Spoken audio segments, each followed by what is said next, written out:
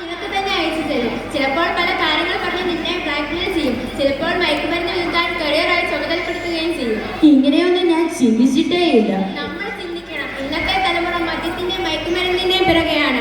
എത്ര കുടുംബങ്ങളിലെ നല്ല നല്ല മക്കളാണ് ഇന്ന് മയക്കുമരുന്നിന് അടിമപ്പെട്ടു പോയി നശിച്ചു പോകുന്നത്. അതിന് ഉദാഹരണം നമ്മുടെ ചുറ്റുവട്ടത്ത് തന്നെയുണ്ട്. ശരിയാണ്, ഞാൻ ഈയിടെ പത്രത്തിൽ വായിച്ചായിരുന്നു.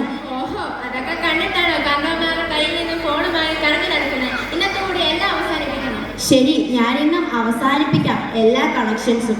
അല്ല ഹസ്ന, നീ എങ്ങോട്ടാ വെറുതെ പോവുമായിരുന്നല്ലോ? എങ്ങോട്ടാ? ഞാൻ മന്തി കഴിക്കാൻ കാതിരപ്പള്ളി പോകുമായിരുന്നു. അതെന്താണ്, നിന്റെ വീട്ടിൽ ഫുഡൊന്നും ഉണ്ടാക്കാറില്ല?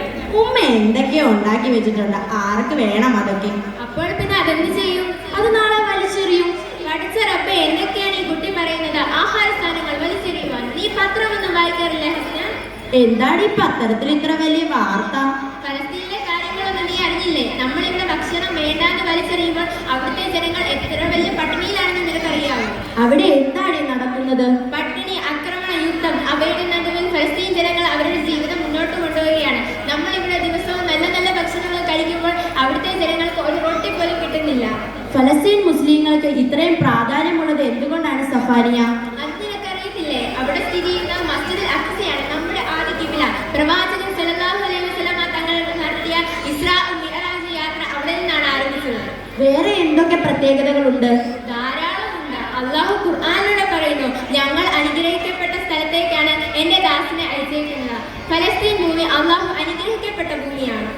ഇത്രയും കഷ്ടതകളിൽ നിന്ന് അവർക്ക് എങ്ങോട്ടെങ്കിലും ഓടി ഒളിക്കാമായിരുന്നില്ലേ? ഇല്ല, അവരുടെ ധൈര്യം അത്ഭുതകരമാണ്. ലാ ഇലാഹ ഇല്ലല്ലാഹ് എന്ന് വിളിച്ച് അവർ വിശ്വാസത്തിൽ അടിയുറച്ച് നിൽക്കുകയാണ്. അവർക്ക് വേണ്ടി നമുക്ക് ദിവസവും അല്ലാഹുവിനോട് ദുആ ചെയ്യാം. അല്ലാഹുവേ, ഫലസ്തീൻ സഹോദരങ്ങളെ കാക്കുമാറാകട്ടെ. ആമീൻ. അല്ലാഹു അവരുടെ കഷ്ടതകൾ മാറ്റി സമാധാനവും സമൃദ്ധിയും നൽകട്ടെ.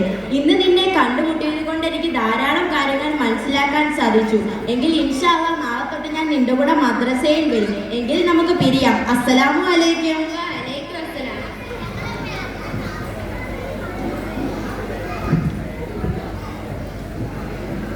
ഫലസ്തീൻ നമ്മെ പഠിപ്പിക്കുന്ന പാഠം: വിശ്വാസത്തിൽ ഉറച്ചു നിൽക്കുക, അനീതിക്കെതിരെ നിലകൊള്ളുക, ഐക്യത്തോടെ ജീവിക്കുക, അല്ലാഹുവിനെ ഭയപ്പെടുക, ക്ഷമയോടെ പിടിച്ചു നിൽക്കുക, സർവ്വതും റബ്ബിൽ ഏൽപ്പിക്കുക, സഹനവും സ്ഥിരതയും നിലനിർത്തുക. പ്രവാചകൻ സല്ലല്ലാഹു അലൈഹി വസല്ലം തങ്ങൾ പറഞ്ഞു, അല്ലാഹുവിന്റെ സഹായം സഹനത്തോടൊപ്പം തന്നെയുണ്ട്.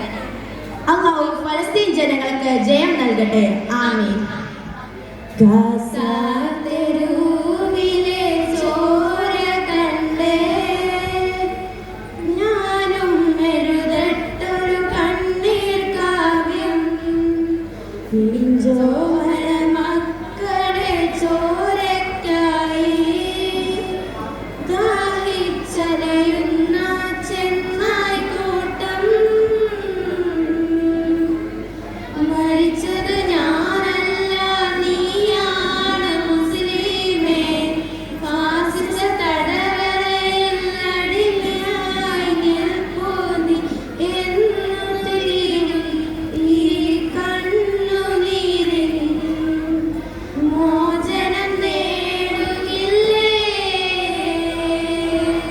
അസ്സലാമു അലൈക്കും.